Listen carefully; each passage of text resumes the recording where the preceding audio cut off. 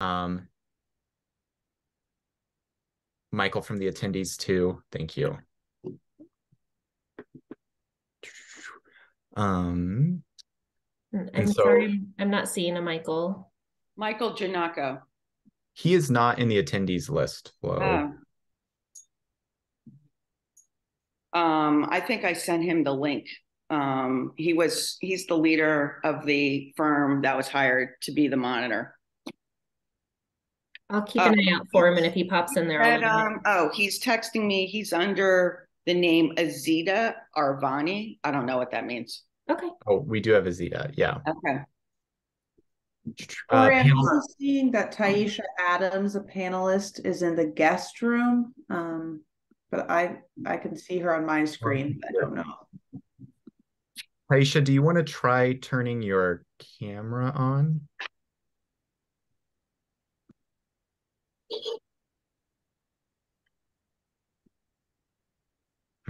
Okay. Hello, everybody. I had to be promoted to there we go. Thank you, Taisha. Thank you for letting us know too. Okay, so to kick off the meeting, we'll start as we do by reading our land acknowledgement. We acknowledge the Arapaho, Ute, and Cheyenne tribes, the traditional custodians of the land on which the Police Oversight Panel and Boulder Police Department operate, and pay our respects to their elders past and present. I want to welcome any members of the public and any press or media who may be joining us today. Thank you for taking an interest in our work and being present. And of course, I want to welcome panel members. And I do want to acknowledge at the top of the meeting that we have received a lot of communications and a lot of advisements in the last week that have made our work extraordinarily challenging for us. And I appreciate your patience. I appreciate you being here as we figure out how to move forward and proceed with the work of the panel. I will express to you that Ariel and I are doing our best, but also I'm sorry, greatly affected by what's going on right now, and what we've been left with. And of course, not being able to say more than that, I just want to express my appreciation and my love for you all in being here to do this work and pushing through to make this happen, but not to let the elephant in the room lie that we have a lot of work to do, and we were owed better than what we have gotten. With that, we will move forward. Members of the public, if you want more information about the Boulder Police Oversight Panel, our web address is bouldercolorado.gov/services/police-oversight. And our panel email is policeoversightpanel@bouldercolorado.gov. I'm going to read through our agenda for the evening. Give me just a second. It's loading.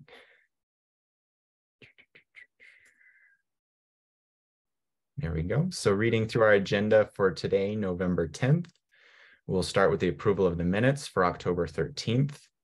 We will get a status report on the member application and selection process for the Police Oversight Panel. We're going to get a status report for the hiring of the new independent monitor. We'll give an update on the transition to new co-chairs. We will also have a discussion about posting monthly public meeting agenda and on the website in advance of meetings. We have a motion from Ariel on that. We'll get our committee reports from Community Engagement and Communications Committee, from the Governance Committee, including a discussion about how to move forward with approving the guiding principles, an update from the Legacy Review Committee, and then we'll hand it over for from a report from the interim monitor, including a report on monthly case statistics. And then we will select our cases for full review this month.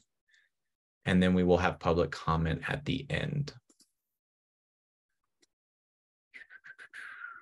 So in that case, we'll start with approving the minutes. Panelists, did you have the opportunity to review the minutes, and do you have any changes that need to be made before we approve them?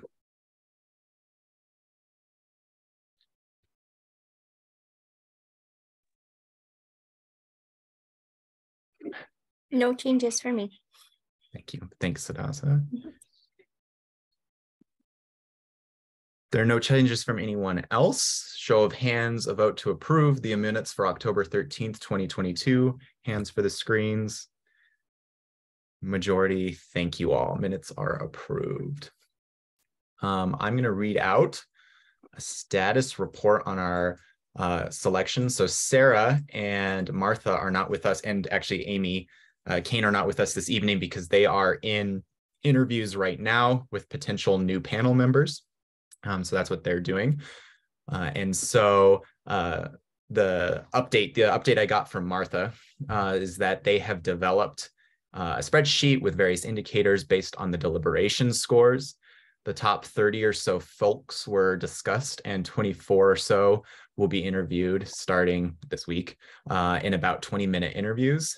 Notifications and invitations will be sent out to us. And so that is the update on selection. And a reminder, we're still aiming to have our future panelists identified and in front of City Council by December so that they can begin in the new year. With that, Ariel, do you have the update from? Yeah, great. So I'll hand it over to Ariel then for our status report on hiring the new independent monitor. Great, thank you. So this is from Amy, who had hoped to join, but the selection committee meetings are going longer than expected this evening. So in terms of where they are at, they are planning on meeting with the city's recruiter on December 9th to get a list of candidates for this position. This will be a meeting with Amy, the city manager, and the city's chief of operations for HR. If all goes well from that and they get the right amount of candidates, they will hold virtual interviews on December 14th and then plan for in-person interviews to take place on January 11th and 12th. If a candidate was from out of town, we would bring them into the city. They'd be flown out. And the afternoon, evening of the 11th would consist of a community event, sort of a mix and mingle with different community members that are identified or invited, followed by a community panel, including members of the police oversight panel. On the 12th, in-person interviews, so that would be January 12th, would take place. And that Amy has said that she would like 2 members of the panel to be present on the 12th. And so would like to get calendars kind of from people now in terms of who might be available for that, for the monitor position. So, and I should just note that Amy made sure to note that all of this is pending having enough candidates as well. This is a very specific position to fill and difficult, and it took some time before and they expect it to take some time again. So just note that all of these dates are kind of pending, making sure they have enough candidates. Would any panelists at this time like to volunteer for if in-person interviews happen on January 12th being present? Hadassah, I think you're muted. Yeah, sorry. See your hand?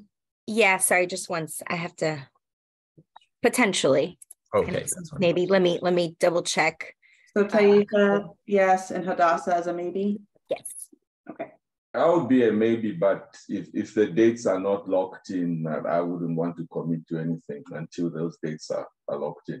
Okay, I will let Amy know. Thanks. I'm available January, but not the December date. Okay. There you wouldn't be present. It's only for the in-person. So yeah. So virtual, that's fine. Okay, great. Thank you. That is all that Amy had on that. Awesome. So update on the transition to new co-chairs. Just a reminder, at our last meeting, we discussed this, and we'll do that vote in February per our bylaws. And that'll also mean that our new panelists will get to select their co-chair. co-chairs, plural. So that'll be good. But what I did want to say is just to remind y'all, if you are thinking about running and to give it some serious thought, if you would like to be the new co-chairs, just to think about it. And if you, I think part of it, I'll remind you that Ariel and I were encouraged, and that was a big reason why we stepped up into these roles too. And so encouraging each other, if there's someone you think who would be particularly good in a co-chair role, I encourage you to reach out to them and let them know, because that can be a really big motivator for getting a great leader up into these roles. So that's just a reminder there. Any questions about co-chairs? And of course, you can always reach out to Ariel and I too, about time commitment, that sort of thing, as we go. Ariel, I'm going to pass it back to you for the meeting agenda. Perfect. Okay, so this is just a brief motion that I would like to pose. This has not been happening with protocol as of now, and I believe this would make it easier for members of the public and the press to decide if they want to attend one of our meetings. So I would motion that the part of the panel's monthly meeting information being made publicly available includes the public posting of our agenda, along with any virtual meeting information, which we've already been sharing 24 hours in advance. I think I would like to make it a practice that the agenda also goes out 24 hours in advance. So do I have a second? Second. Great. Show of hands. Okay, great. So that passes. Thank you. So we will make that practice going forward for the December meeting. Back to you, Daniel. Thanks. So next up, we'll get into our committee reports, and I think I'll hand it over first to Victor and Taisha for community engagement and communications. Thank you, Daniel. And Victor, feel free. We didn't coordinate. But you know, I will say a lot of what has transpired over the last week regarding the legal communications, publicly, privately, et cetera, has significantly impacted the Community Engagement and Communications Committee. As you know, we recently passed the plan, which included significant pull-in, push-out strategies, best practices that are leveraged in civilian oversight committees across the country, including having community meetings, which we just were able to hold our very first, and now being told that we're going to have to wait until after we get some more clarification is rather challenging, especially considering some of the issues that were brought up in the annual report, quite frankly, that are continuing on and continuing to escalate. So I do want to express my concern around just the lack of legal guidance prior to all of these documents were available, publicly available for months. And now all of a sudden there is this need to, create some additional hurdles to ensure the level of transparency that we had all agreed on and that we heard back from community on as well. I will say, lifting up the positive, it was wonderful to host, and thank you to the public library, the Boulder Public Library, for hosting our community event. We were able to host, I think, about 6 people from the community, 2 of whom were from the University of UC Boulder and their student government. So again, just knowing that we have a student seat and to have that opportunity to speak with them, I mean, that is a critical recruitment mechanism as well. As we're thinking, that's a 1-year appointment, the student seat. And so again, I want to just lift that up as something that was wonderful to see, and I hope is reflected in the candidate pool. But those ongoing touch points are really important. And, again, we don't get a lot of attendance, in these meetings, although I'm happy they are recorded.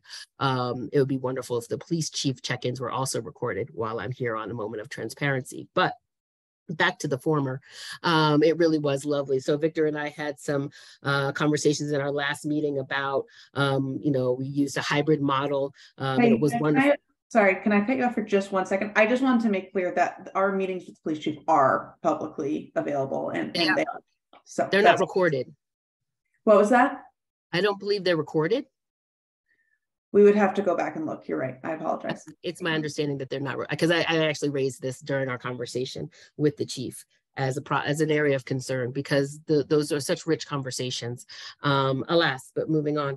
The other thing that we were actually planning for our December meeting. So, we were hoping today to come and talk with you and get your feedback on, some of the locations we were thinking and some of the partners we were wanting to work with. And now all of that is being put on hold. And so, again, looking forward for the clarification, but any additional comments, Victor, on what I've shared thus far? No, that was very clear and thorough. Thank you so much. The other thing that we... Oh, sorry. Oh, no. I was just going to mention too, with these meetings, these recorded meetings, I've been talking with Amy about how we can get them posted to the website. They're not? They're not posted to the website yet. We did just get access to them. They were locked in Joey's past account. So those meetings, so we're working on getting those posted to the website. But no, we have not. They have not been posted to the website, and we may need to. We may need to take a vote on doing that, and just double check with the city attorneys that we can do that as well. But I just wanted to follow up on that's something that I'm working on with Amy. Wonderful. However, we did marinate on looking at other city boards and commission policies, et cetera, as well as some of the bylaws and oversight models from other cities like the Bay Area Transit, around just some other transparency mechanisms that we would love for you to consider, especially in light of the fact that one of the key mechanisms that we had identified with the community forums is not available at the moment. And that is one, just having a meeting with the city manager, letting them know, again, through the annual reports, we have a lot of the things that we are identifying are outside of our current authority, and some of which is in theirs. And so really would be helpful to have that meeting. Also presenting to City Council, again, letting them know, provide an update, get some, I know you all were there, the co-chairs were there for the expansion of the panel, which was very much appreciated, as well as the increased pay, considering the amount of work. At the same time, not all of the panelists were there, and really, again, having a dialogue, and it needs to be public. So really wanted to make that recommendation more formally. And also, it was my understanding that boards and committees also have components in the City Council board book. And so I'm wondering if our reports can be included in their board book, so that they also know on an ongoing basis what's going on, and they don't have to wait a year for an annual report. So again, as we look to continue to increase our transparency and accountability, I think it'll be really critical to consider that. So I wanted to actually work with Hadassah and the governance committee on setting some policy recommendations or guidance around those different components. And lastly, on the side of communications, and again, Victor, I apologize for not having a chance to chat with you as I was diving into some of that model documentation that we actually used to form our bylaws. I came across something that was quite interesting, and that was evaluations of the police oversight panel.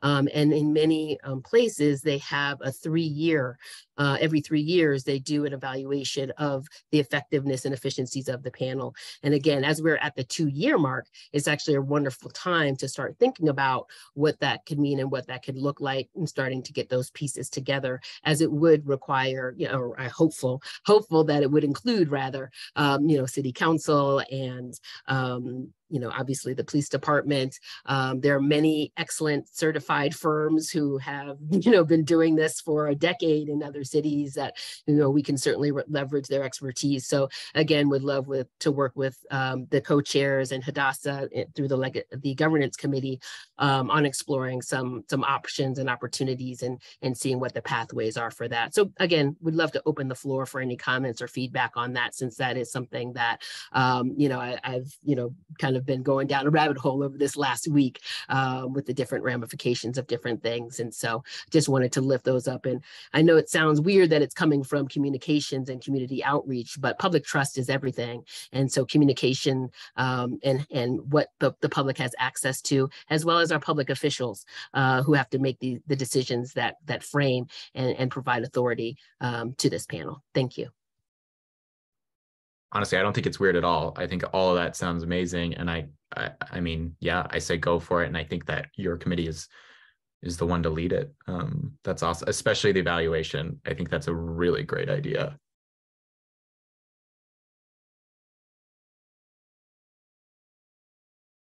I also was wondering if we had a subscription to NACOLD. I know that Hadassah and Martha went to the conference, but I wasn't sure if we actually have a membership. Some of the resources that I was able to secure was from their website, which I thank you for not having to paywall to access some of those materials. However, you know, some of the workshops and trainings, some of which around legal, again, I think we need to be very mindful about, you know, who is giving us trainings, right? There needs to be a balance, right? It's important to know the procedures and things that are happening internally, but I think it's also important to have some levels of autonomy considering some of the work that we're doing. That also goes for communications, which, as you know, we've been talking and requesting just some considerations around that for quite some time. Thank you.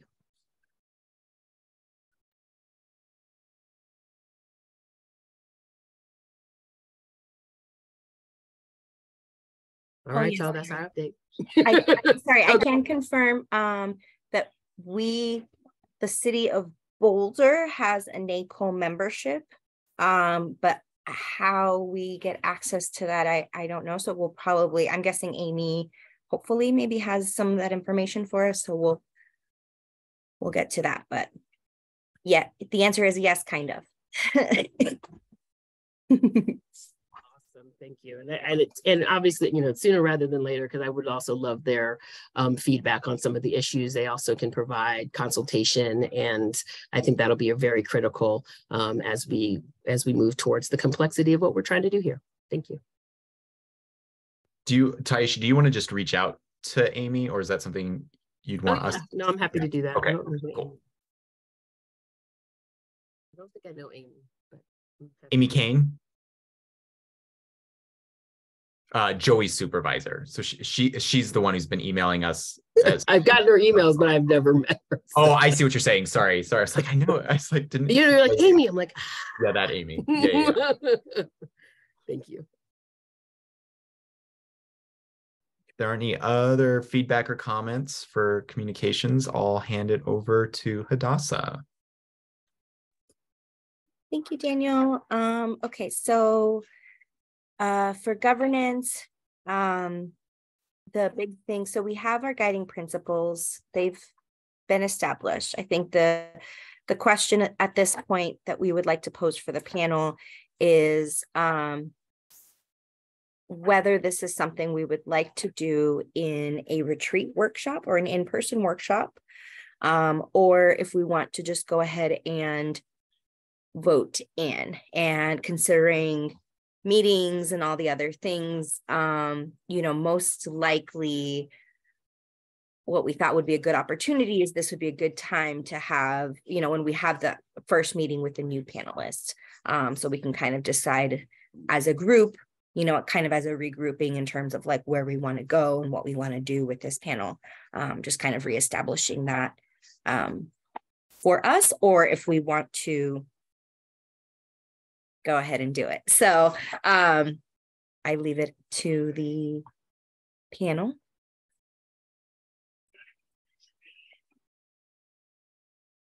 I guess the question is, do people feel comfortable voting now, voting the guiding principles into place now? I think we should wait personally. Okay.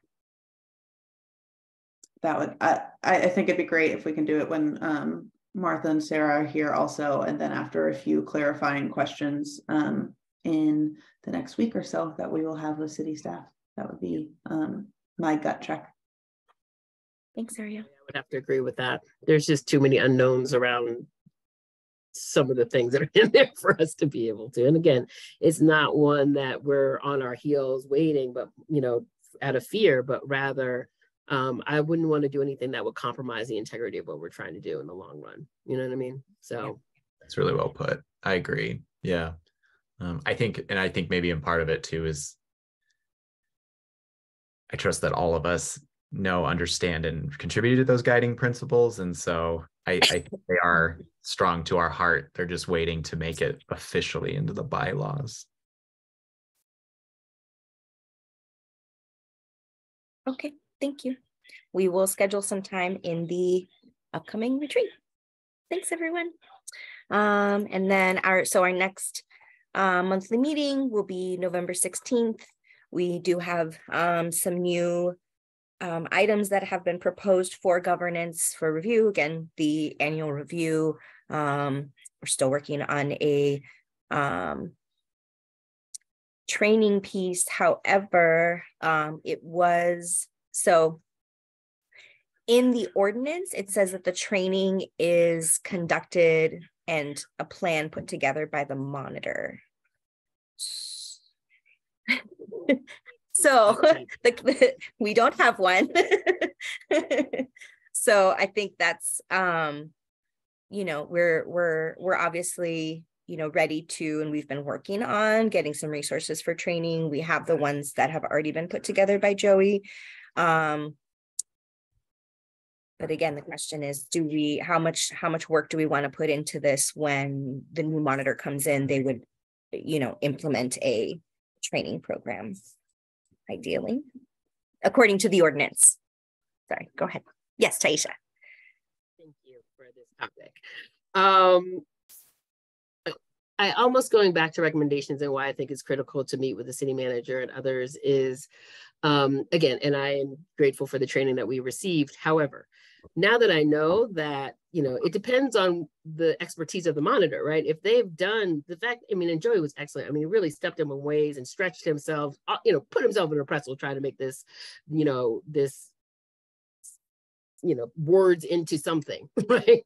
And I'm grateful for that. And at the same time, knowing that he did not have a deep expertise in having an oversight panel, I feel like that training kind of reflected that. And now that I'm in it, I'm kind of like, I wish that the NACOL people had been more engaged, that we had been more, just had the right, again, I've been an educator for over 30 years, and having that expertise of not only experience, but skills and knowledge is really essential. So, as we're thinking about recommendations, I really have concerns. And I think it also compromises our independence. At the same time, we want a strong relationship with the monitor, but I just want to make sure that I would love us to consider, again, NACOL offers technical assistance. I just felt like we got what the police department gets, and that's important. But I think we also needed, what do we need to know as as civilian oversight of law enforcement? And I don't feel I got that. So I just wanted to lift that up. And I'm not sure if there's a way that we could even do kind of just a survey on what do people think about the different sessions, and because I don't want to throw away the baby with the bathwater, right? There was that use of force one is a stunner. Everybody should have to go to that one. But I just wanted to lift that up, and I appreciate the opportunity to have a conversation around it and not just go by what the regulations are. This is the first time the city council has ever, even created something like this. So I also want to give grace, to them as they're trying to compile this, but also with an eye towards continuous improvement. Thank you. Yeah, absolutely. Okay. Yeah, we can definitely, put something together that we think is key for being a panelist, right? For things that would have helped us when we were first starting this journey, and that we think would be very helpful for other people starting the journey. And so I think we definitely have the room for that. We will look to NACOL and other similar resources for that. I'm also wondering if there could be, excuse me, some kind of training component where we get to meet with some of the other oversight panels in the area, because I think there's some interesting shared learning there, as well as we're trying to think about what are the things that we need to know and learn, and what can we learn from each other as well. maybe that can happen at the NACOL annual conference, but not everybody can go to that. So that's why I was thinking something that's more regional. Yeah. And so when we were there, we actually met with a couple of the people from Denver, but we discussed having some type of group together. And so we would love to have definitely some type of maybe community engagement meeting where we can get together a couple of the different local oversight, CU, Denver, Fort Collins, Longmont, whoever we can get in and would like to join us. But yeah, I think that would be a great thing for us to do. Same. And that's something I through the communications committee, following up on our retreat work of the kind of organizations we can plug in as a CU staff member. I did the initial, hey, hello, we exist with CU's Oversight. I think it's a committee. I keep forgetting what they call it, but their oversight body, and they're very eager to collaborate, to work more. And so that, yeah, I think that's all. And I think that's the thing is like, so that's like, I think that's a nice blend of like training and community outreach. Like, I feel like that falls very neatly into where the ordinance gives us explicit authority to do community engagement. I think community engagement with other panels fits that bill, if not training. Yeah. Raising up to Flo in the chat. Well, Flo, do you just want to say it? Yes, hi. I'm not sure everyone knows this, but I've been a member of the NACOL Board of Directors for 5 years. I've co-chaired its Training, Education, and Standards Committee for the same amount of time. That's the committee that puts on most the webinars that the public can access. And I serve as the organization secretary. And I will say, I mean, I think the OIR group can discuss with you, but depending on how quickly the search for a permanent monitor takes, it may be that we should have a discussion about what, if any, training the interim monitor can provide. Certainly the OIR group and Mike Giannacco have, as they have even more experience than I individually have in civilian oversight. So there are things that we can do when are the new panelists coming on?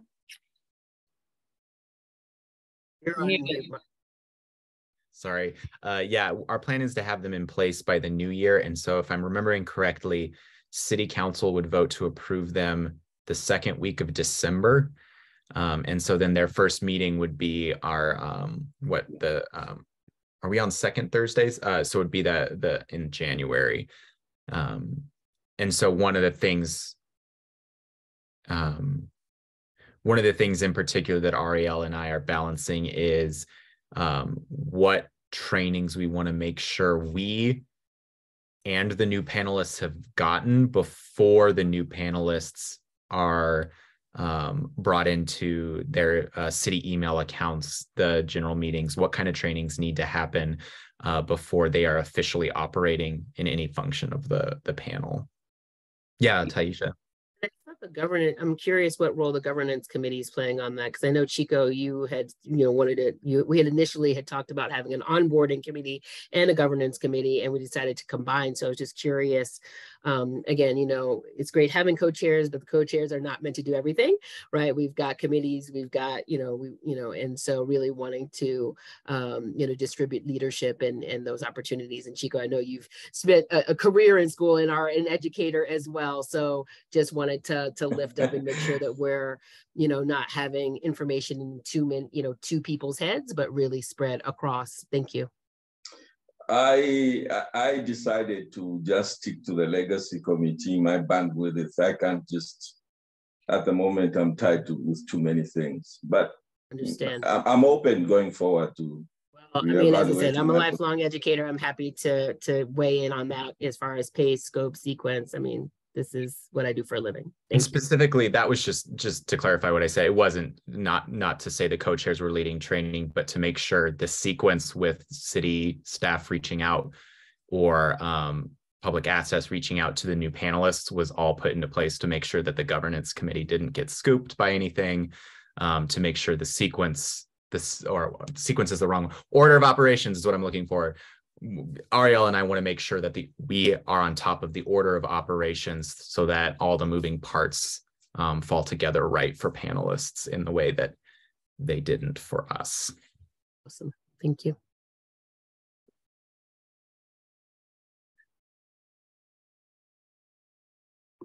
Hadassah, did you have any more from governance?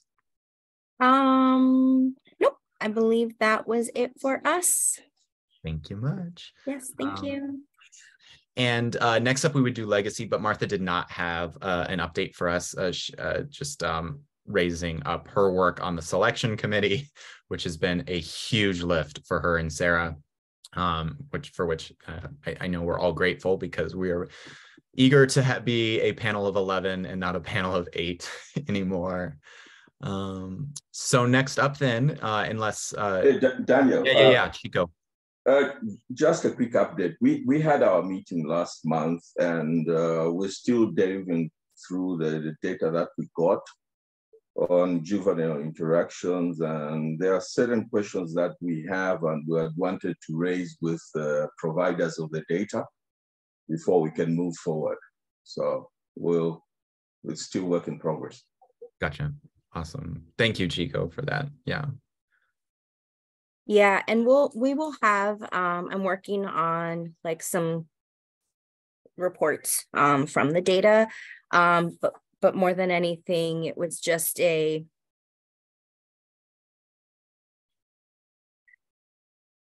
way that, like, we know that the way that census racial data is collected in this country is interesting, right? And so if there's a category for racial and there's another category for ethnicity, and so sussing out those two things because they're separate, and then also then connecting them to a larger data set that, you know, unfortunately isn't super clear, just leaves some challenges. And so we just have a little bit more questions in terms of what more we can get to help us kind of get a better picture of the data, because the numbers also just didn't add up. So yeah, anyway, that's all. That's where we are. Thank you.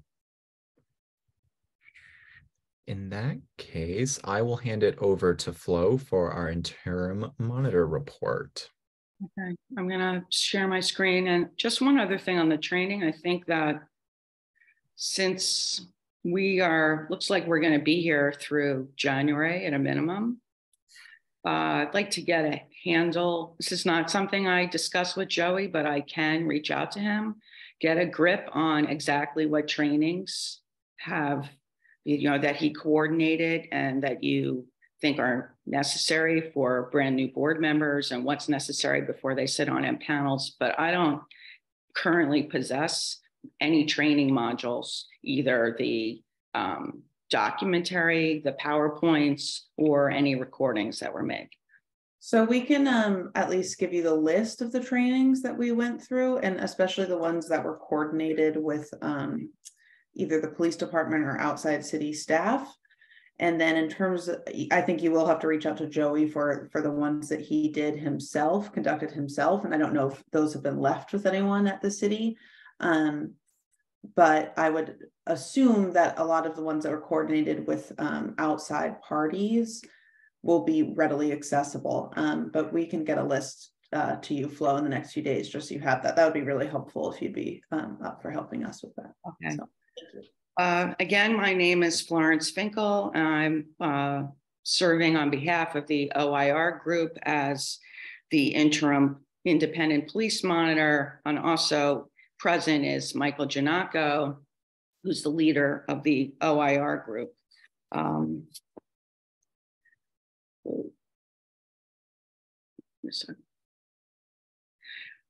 Just to cover the information since the last meeting on the panel's full case file review data.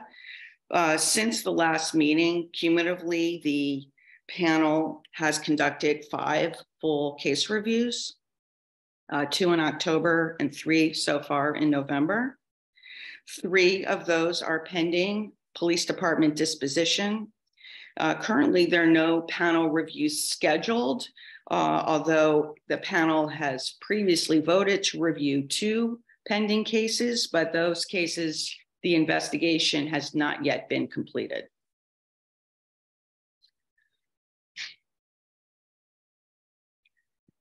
This is the report on, there are 2 cases that the panel conducted a full case review, and the police department did close with dispositions since the last case meeting. This first case, which is a serious misconduct case, and I want to add a caveat in that the interim monitor did not, this case was reviewed by the panel, and the investigation concluded before the interim monitor started. But it's from reviewing some of the documents related to the case. This case was self-initiated by the police department. It started when they are exploring, they're going to implement a new case management system. And they found during this review that there were systemic issues in the detective section of the department. And in particular, one person assigned to this section had it struck them as a large number of open cases, and they subsequently discovered that a portion of those cases had not actually been investigated at all. And the department conducted an investigation, and the panel reviewed the investigation. There were 5 officers who were made the subjects, including the line detective, 2 supervisors, and 2 managers. The panel, for each officer, recommended that the allegations be sustained, and recommended for all 5 that the department terminate the officers. 1 officer had already resigned. And the panel, as well as the monitor, that the Joey Lapari, made numerous policy recommendations to improve the performance of the detective section. Recently, the chief made her final determinations and agreed with the panel that all the allegations against the officer should be sustained.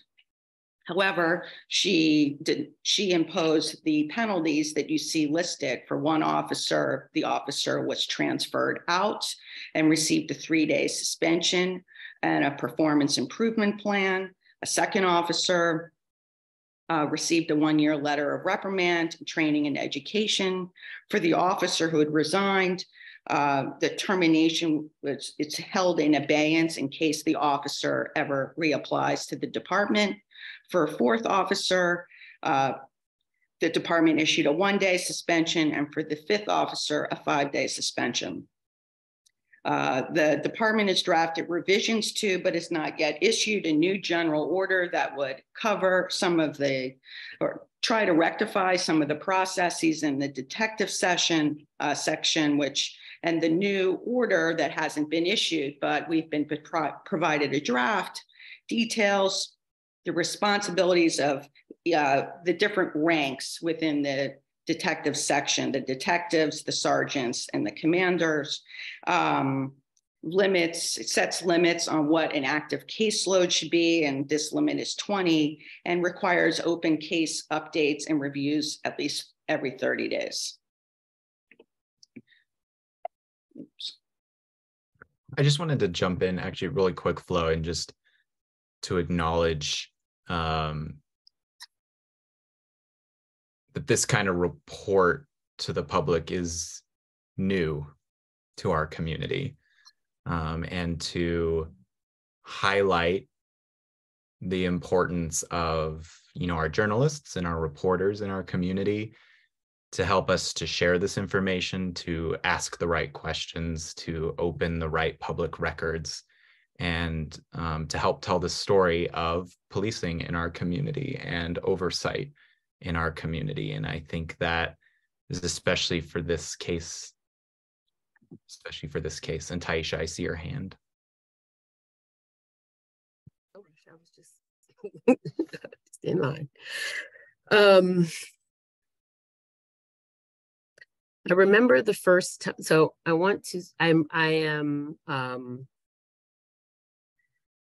reminded of a conversation we had with the chief during one of our public meetings.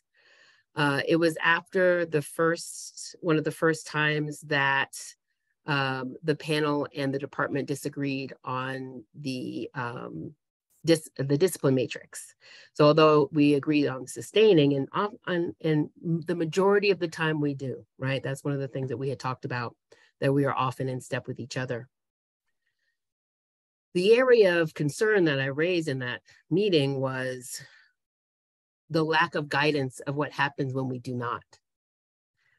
And I'm starting to see a pattern around when we do not agree, and the need to consider, going back to when I was looking at some of the civilian oversight models that we had used to form our bylaws. And I'm so happy we have a governance committee. So I'm looking forward, Hadassah, to working with you and the team on this if it's an area of interest. But I would really love to explore, again, recommendations as we're considering our annual report for 2022 around some kind of appeal. Again, I'm noticing that is not out of hand to have some mechanism. I've worked in public education for a long time. A parent has a complaint. First, they go to the teacher. Okay, they're not satisfied. They go to the principal. They're not satisfied there. They go to the superintendent. They're not satisfied there. They go to the school board. They're not satisfied there. They go to the state board. They're not set, right? There are layers, right, of accountability, especially when we're seeing a pattern that is disturbing. And so I'm hopeful that we can also consider some policy recommendations. And again, this is where the relationship with the city manager and the city council becomes absolutely critical. Because oftentimes when I'm looking at some of these appeal processes, those are the folks that are included, right? And so I'm just hopeful as we're seeing this acute pattern, that we can identify some policy solutions that allow us as a panel to our job, to do what the voters and what our community has asked of us. Thank you.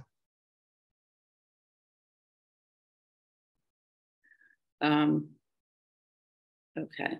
The second case, I don't have to add the same caveat. I did review this case. This case involved a complaint from a member of the community who was in a mental health facility and alleged that staff had assaulted her, administered medication against her will, and falsely imprisoned her. And the police department responded and prepared an incident report that was closed as incident no crime. The individual complained that the officers didn't conduct an adequate investigation. And the panel found that the allegations were not sustained against two subject officers, but did recommend that the department improve its investigative workflow and establish systems memorializing detective supervisory review of incident reports. The policy says, and the officers involved stated that detective supervisor is supposed to review these incident reports to make sure they're either properly closed or investigated by patrol or assigned to a detective. The department agreed with the panel's finding of not sustained and agreed to implement the panel's recommendation. And also felt that the new case management system that it intends to implement in 2023 will help resolve this problem. And just a note on monthly case statistics. In October, 2 misconduct complaints were filed and 1 community inquiry. And so far this month, 1 complaint has been filed. That's going to be a serious misconduct case. And as of November 8th, There were 15 open cases, including those that panel has already reviewed, but are pending police department disposition. That completes my report. Thank you, Flo. Thank you, panelists. I'm going to say we can go ahead and take our 5-minute break now, panelists, to return for case selection and public comment.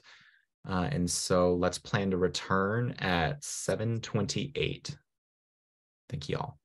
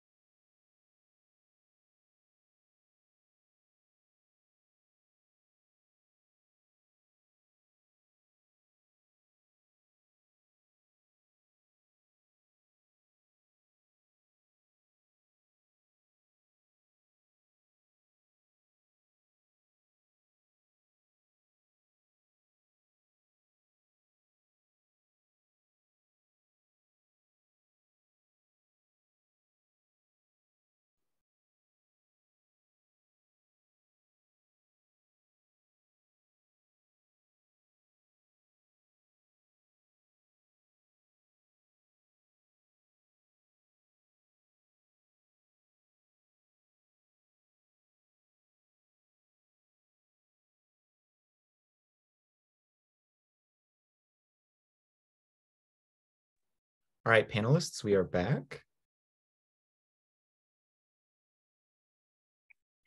And I'll be handing it over to my fellow co-chair Ariel for the rest of our meeting.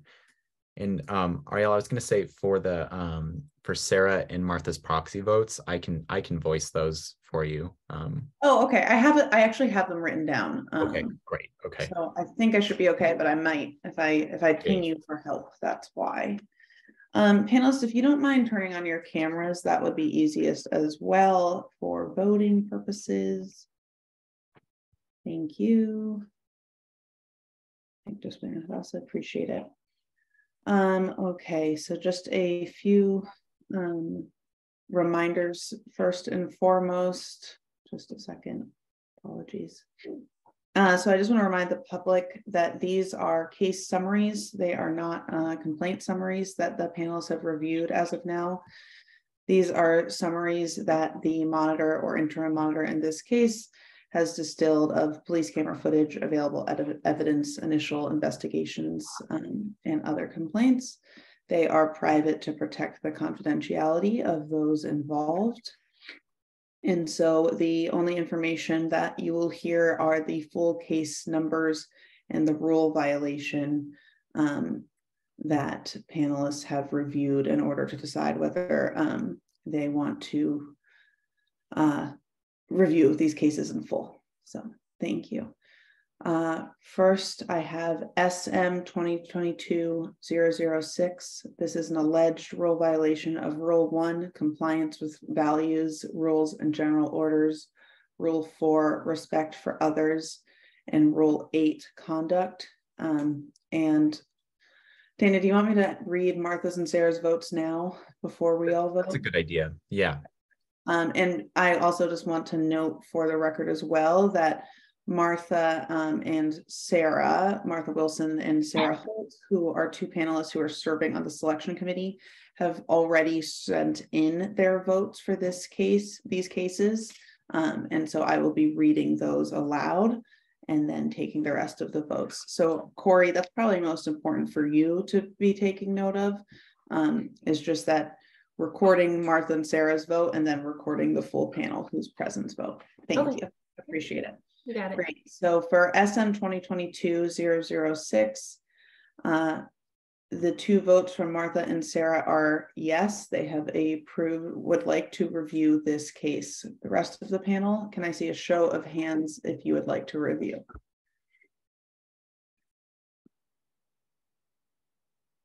Okay, so that means it will be reviewed, but can I see a show of hands for those who would not like to review?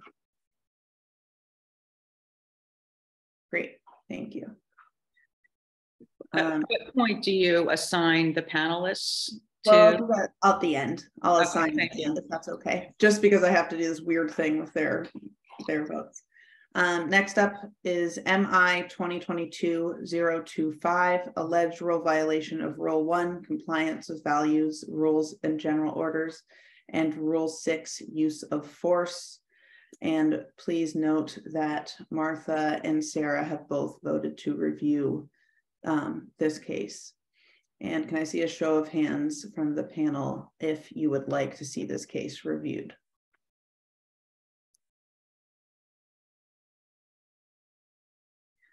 Okay, that means it will be reviewed, but can I also see a show of hands for those who would not? Great, thank you. Next up, MI 2022-026, alleged rule violation, Rule 5, police authority and public trust. We'll note that Martha and Sarah have both, again, voted yes to assign this to the panel. Show of hands from the panelists who would like to review this case.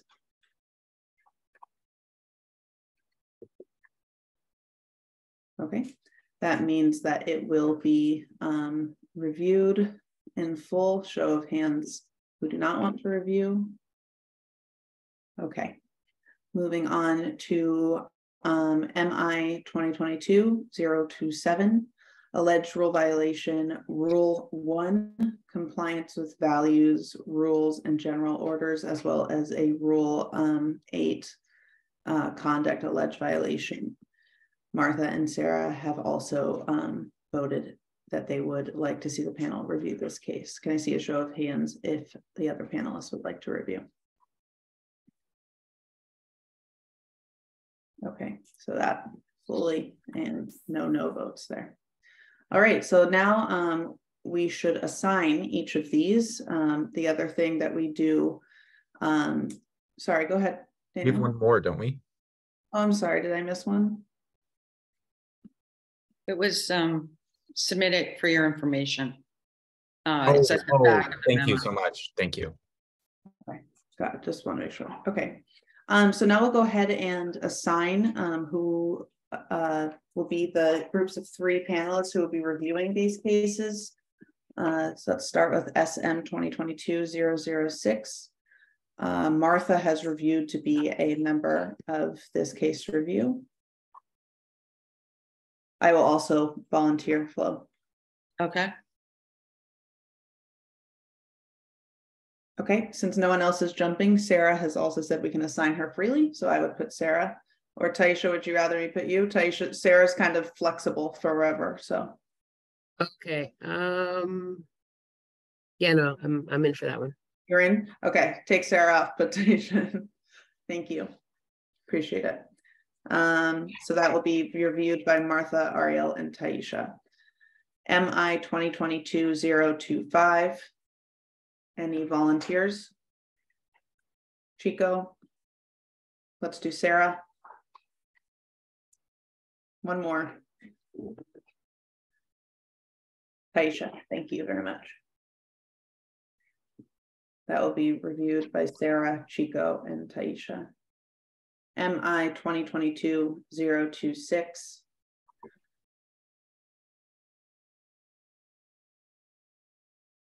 Volunteers, Hadassah, Daniel, Victor. Great. MI 2022-027. Daniel. Oh, got a lot. Okay. Let's let the boys have it. Daniel, Chico, and Victor. And we can do more than 3 too. Sure. Yeah. I'm okay having just one.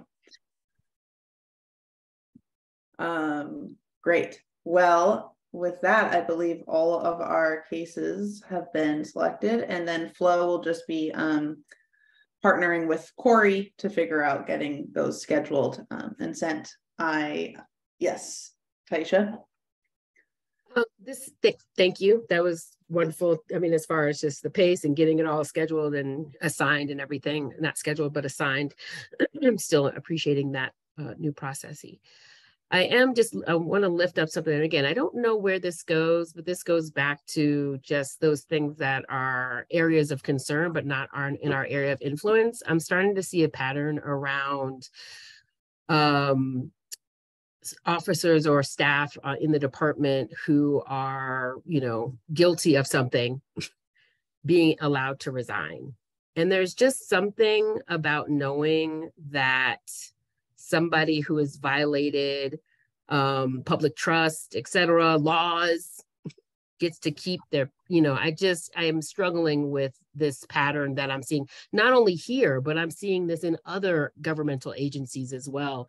And I'm just wondering, when we talk about over-policing of marginalized groups, I'm seeing an under-policing on the other side. So again, it's not something that's in our authority or in our thing, but it is a pattern I'm starting to see. And we could just add it to the list of other things that, recommendations that we make that are out of our authority, but are in the interest of public trust and safety. Thank you. And just to echo what Taisha is saying, when we have anecdotal evidence or stories that we hear of some of these so-called bad apples reinventing themselves in other places, I mean, it just doesn't bode well for the community. Thank you for that cosign, Chico. And Flo, I want to acknowledge what you put in the chat box, that the chief must by law. And I want to remind everybody in here that laws are made by people, right? Laws change and evolve as our consciousness, our understanding, our commitment to one another changes. And so although we may not have the authority to do that as a police oversight panel, I would be remiss if I would let, it was once a law that I was 3/5 a person. Is this the game we're going to play? And so I just want to lift up that when I'm rather, and this is, I also have this issue with Joey Flo, so this is not anything due to you, but I'm not afraid of what a law says, right? A law that sometimes I don't even know when that law was made. I don't know who the people are that made that law. Did they own slaves? I don't know, right? Were they a part of segregation? I don't know.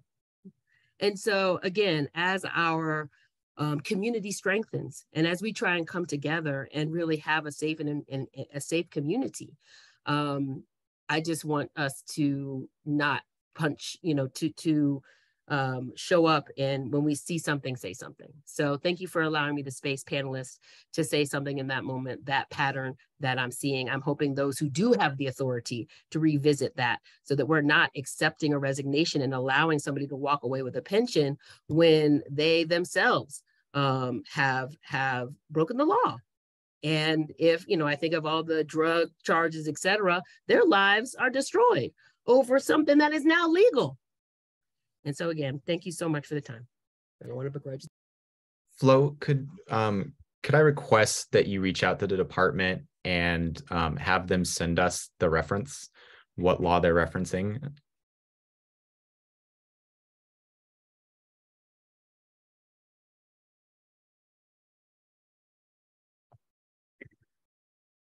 Okay. Anything else before we move on to public comment? Okay, thank you all for making that an efficient process. And I would just say, as we kind of work out some of the new communication kinks and have meetings with the city attorney's office next week about just some guidance, that it might just take a little bit to get everything scheduled. So that's all. Okay, so moving on to public comment. For this is our final section of the meeting. The public will be asked to unmute themselves. You'll get 2 unimpeded minutes to comment. If there's an interruption or loss of connection, the clock will be stopped. I will give verbal notice of the time at 20 seconds till your time is almost up. And then the feed will be muted by Corey at the 2-minute mark. At the end of each public comment, panel members may offer short responses at the end, and they can just chat me directly if they are planning on that.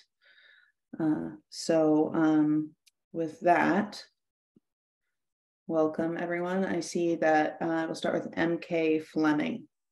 Would you like to speak? And if so, feel free to unmute yourself. You can also say pass or chat pass if you are uninterested. Oh, pass. Thank you. Thank you. Ariel, do you want to show the clock? Do you want to share your screen with the clock? No, if I have it up, I always just do it on my phone. But let me bring it up.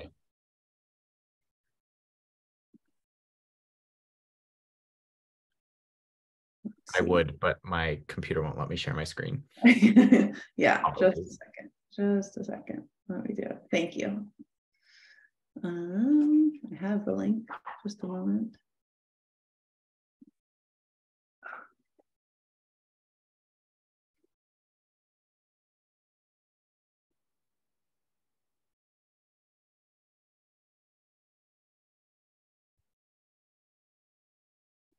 I am also having issues. I don't know if that coming. Corey, is there any way you can do it and show the 2 minutes? Just the Google timer. I don't know why mine isn't coming. I apologize, everyone. Sure, I've never done it before, but I can sure try. And yet, Corey, I just sent you the link, and so we just. Oh, did you? Perfect. Yeah, and then we just share our screen to that tab. Thank you. Sorry, everyone. Apologies. My Google's totally glitching out. Set for 20 minutes, so can't get it to change or reset. Okay.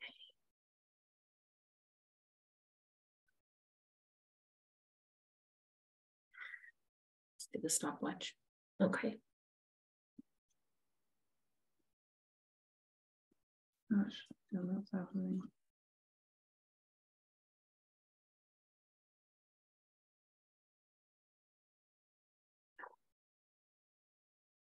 Okay. Okay, great. Thank you. Sorry about that. So it's the 2 minutes. All right, Alex Fleming, we welcome you. If you would like to share anything. Feel free to unmute yourself or to pass. Pass. Thank you, though. Great.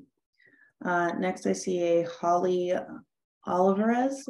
I might be saying your name incorrectly. I apologize. Pass. Thank you. Thank you. Lou Wright.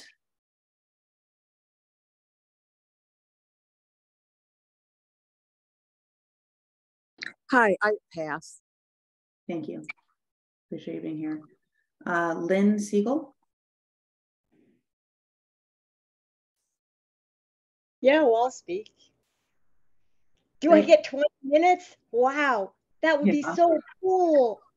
Yes. Just the 2, I'm afraid. 2? Only 2? I just told my brother you get 3. It's better than city council. On the other hearings, for a lot of hearings on other boards, you do get 3. So I bet you could offer 3, but I don't know. It's different. It's so inconsistent. It's very confusing for someone who follows 8, count 'em, city boards. But you know, I just wanted to bring up, I saw Zaid the other day, Atkinson, and he spoke after the film This Is Not Who We Are, which I'd seen before. And I was kind of surprised that the film actually didn't mention that Smiley was paid off a couple of years. You know, he had a couple of years of resignation pay, you know, whatever you call that. That was like really not okay. But boy, Zaid has got integrity like they don't make anymore.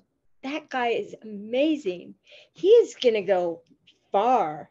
Like, I mean, you know, legislative presidential material. He is real principled. And after hearing him, I was reflecting, I was glad that Smiley came down on him and he had that experience, because, well, maybe he would have been that way anyway, but it brought out in him something that's just so incredible for our culture, and to really to push back from all of this. I mean, and it certainly was amazing that he stood up to like 8 or 10 friggin' policemen, and he just stood his ground. That was just so principled. I'm just stunned that Naropa can put out something like him, you know. Thank you so much, Lynn. We appreciate it. That's the 2-minute mark. Would any panelists like to respond to anything that was said? Taisha, I see your hand.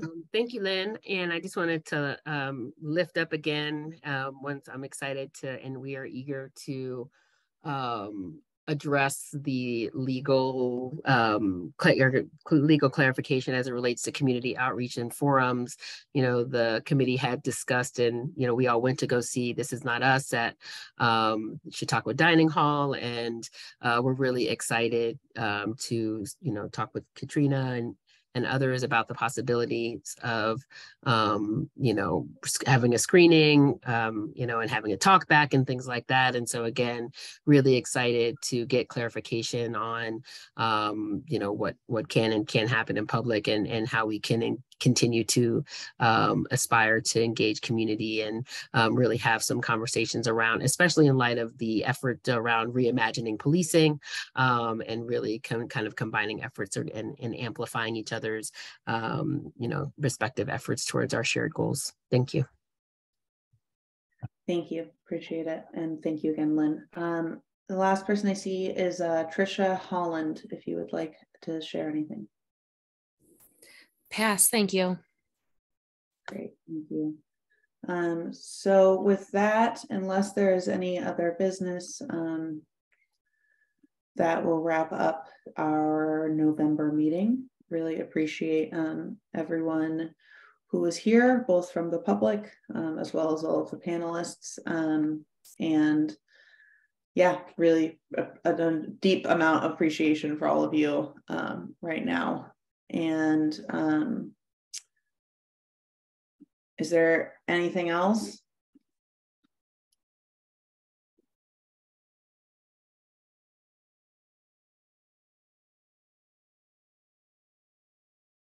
Checking with panelists, do we want to make a motion to go into a closed case review? We had talked about tacking that on to the end of this meeting.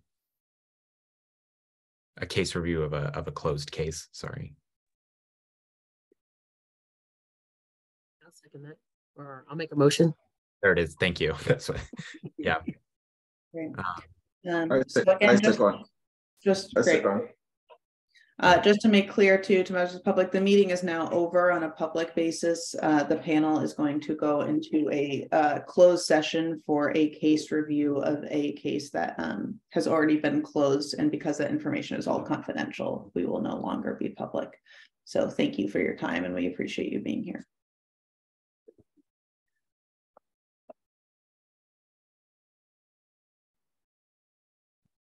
Corey, thanks for setting it up. Can you make sure you leave Ariel and I as host and stop the recording? Thank you, and I appreciate it. I know this was your first time doing